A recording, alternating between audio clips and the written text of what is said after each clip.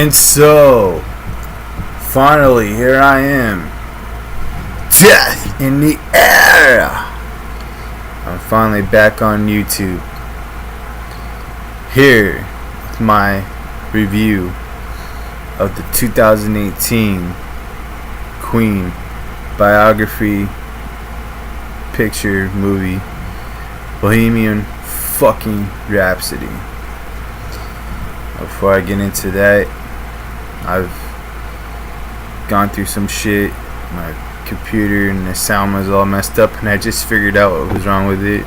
So that's why I haven't uploaded nothing on YouTube. But I am finally back on and have a lot of fucking videos in mind that I'm gonna get to. So anyone who out there gives a shit, I'm back on. So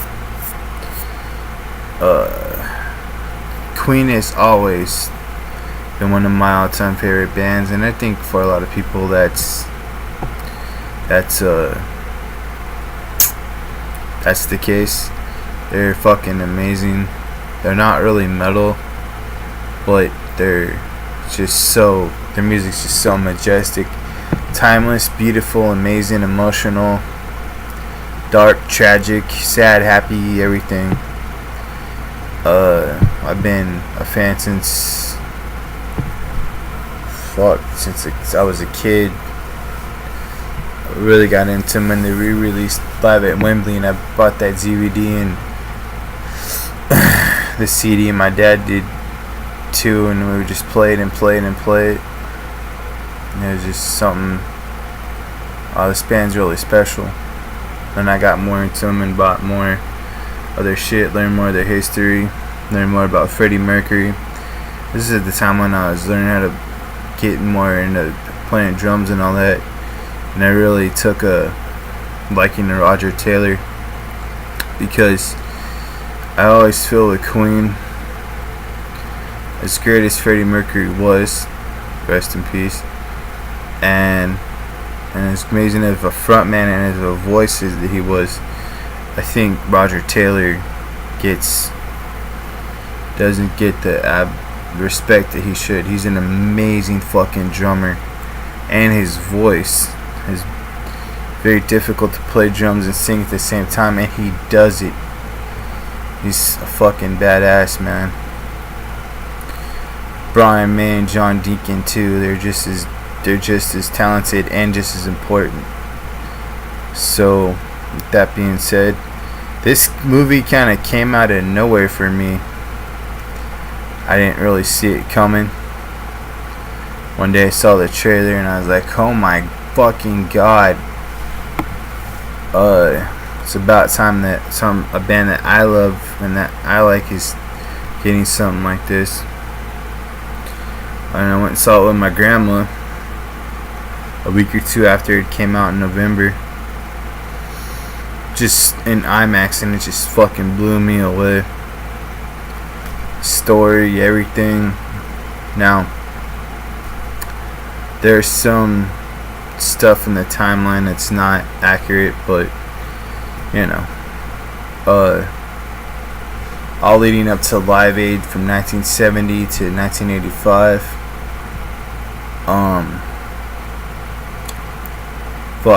There's just so much.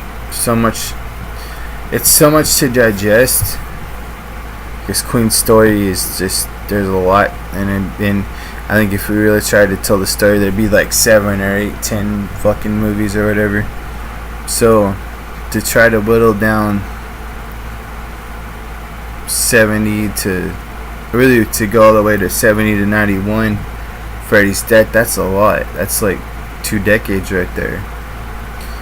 But this, I think, shows the key moments,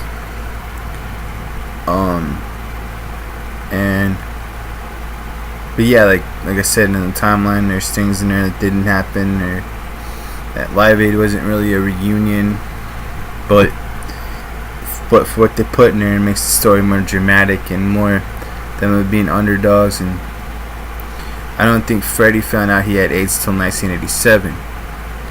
But that part, man, made me cry, man. It really did.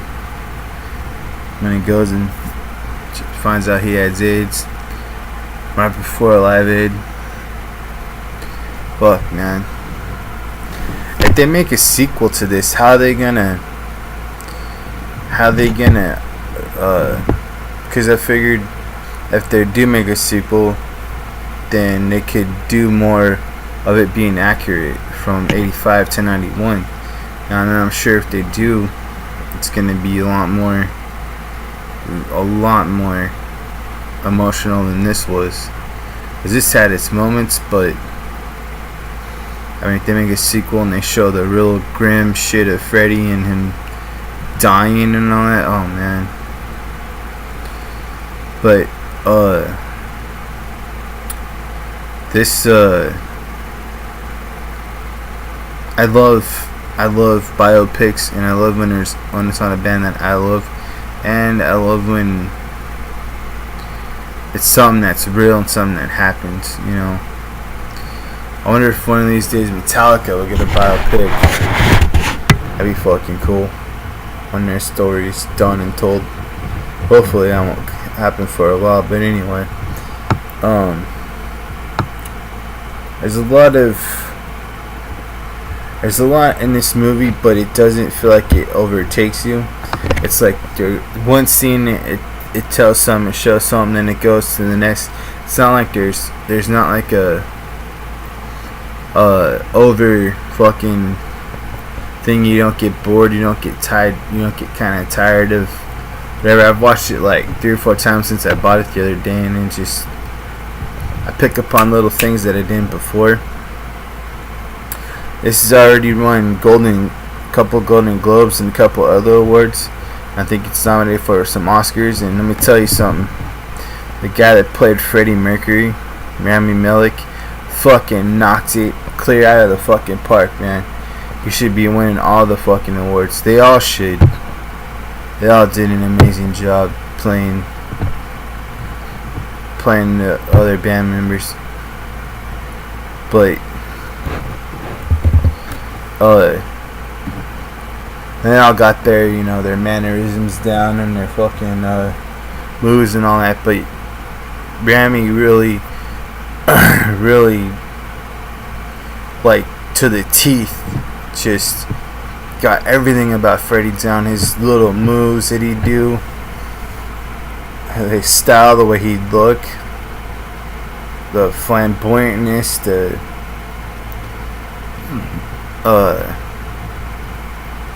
flamboyantness of him, the dark times, the good times. Now, what I didn't know about that Paul Printer fucking piece of shit, I didn't know that he was around or that he even existed. And to me, Freddy seemed like a really strong person, like a strong character, strong personality, that he wouldn't let someone manipulate him and take advantage of him like that. I guess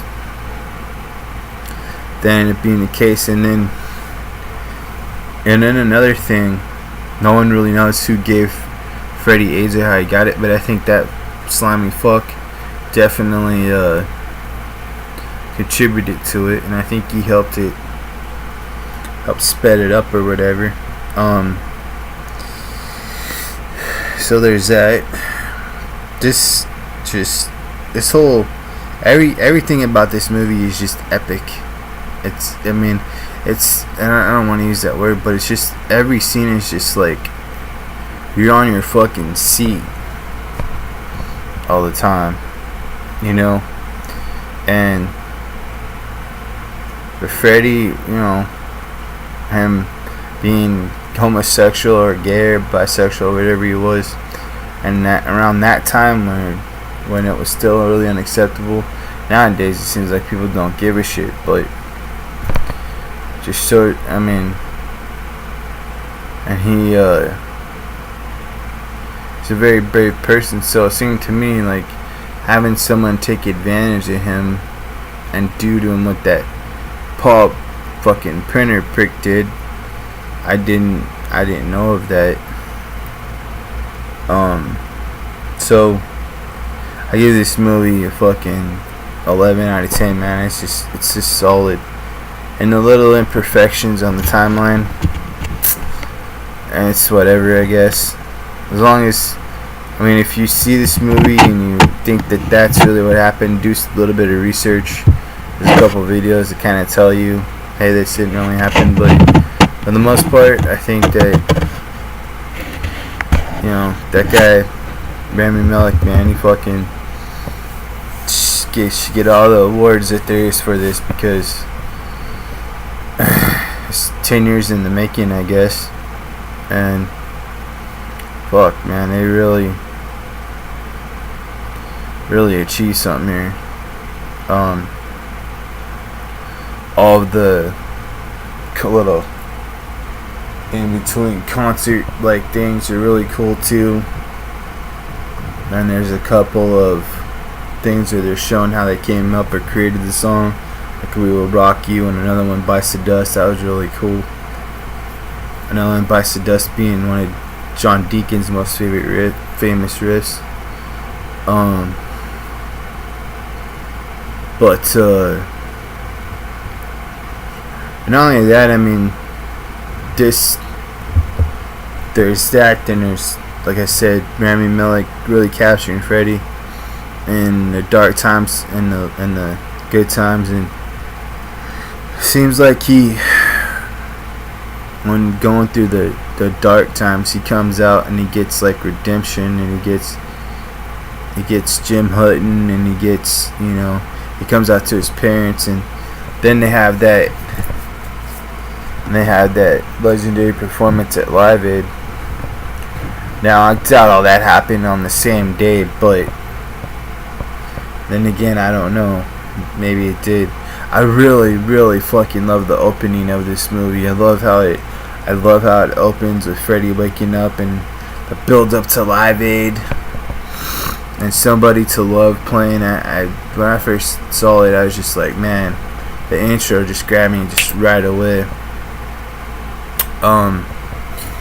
So I guess that's pretty much it. I mean, if you're a Queen fan or just love rock and roll music in general, or just fucking dig biopics in general, I highly recommend it.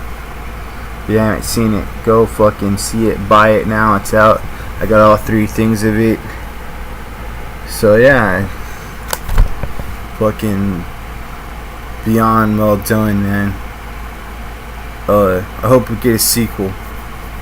I really do. And just imagine if Freddie was still alive today. Fuck, he'd be like 70 something now. Holy shit. But yeah, this movie was fucking great. Highly recommended. Check it out. Death in the air. I'm done. See you next time.